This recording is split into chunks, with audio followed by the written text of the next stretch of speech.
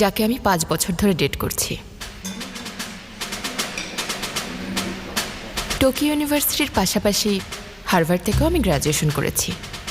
তাই মানুষ হয়তো আমাকে নিয়ে হাসে, কারণ আমি লো লেভেলের একজনকে ডেট করি। কিন্তু সেসব নিয়ে আমি একটুও ভাবি না, কারণ ও আমাকে নিজের চাইতেও বেশি ভালোবাসে। আর ঠিক এ কারণেই আমি ওকে ভালোবাসি। ওকে,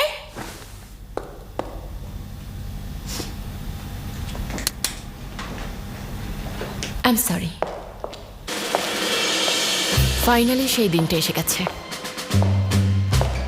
ও ঠিক হ্যান্ডসাম তা আমি বলবো না, কিন্তু যেটা আমাকে মুগ্ধ করে তা হলো ওর হৃদয়ের গভীরতা। সম্ভবত ও আজ আমাকে বিয়ের জন্য প্রপোজ করতে যাচ্ছে। ওর ওই শুকনো মুখটা দেখেই বুঝতে পারছি ওর উদ্দেশ্য কি।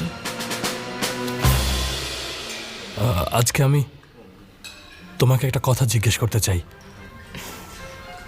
হ্যাঁ, বলো। 5 বছর ধরে গার্লফ্রেন্ড হিসাবে আছো, সেজন্য থ্যাঙ্কস।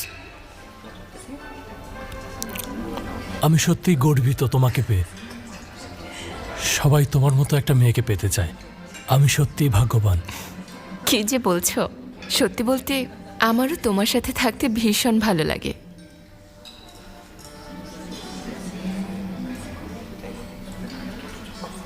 আমি কিন্তু বেশ খুশিই ছিলাম।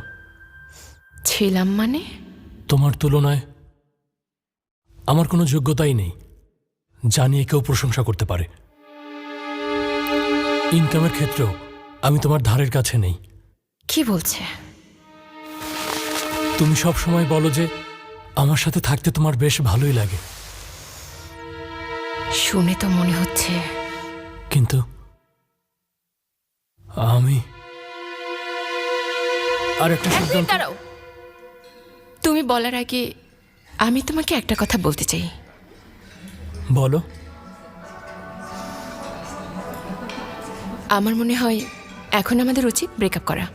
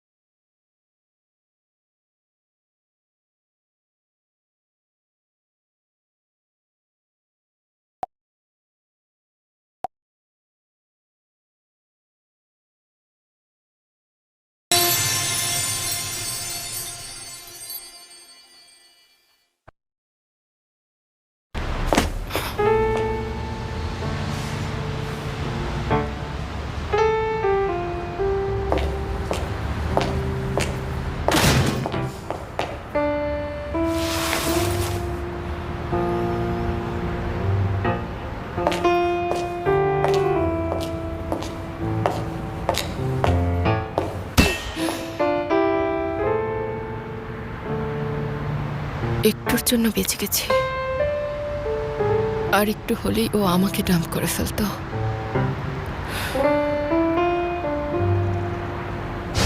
এখন আমাদের উচিত ব্রেকআপ করা। কি বললে? তুমি কি সত্যি বলছো?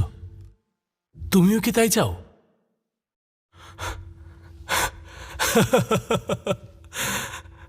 আমি তোমার মতো স্মার্ট না।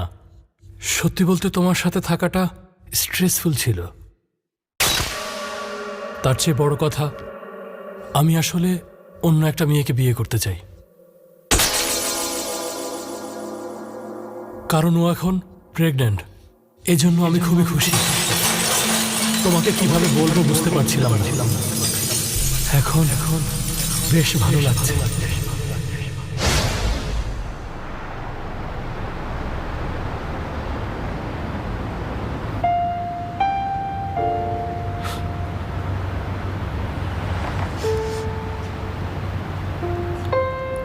ওকে আমি ডাম্প করেছি, আমি করেছি ডাম্প।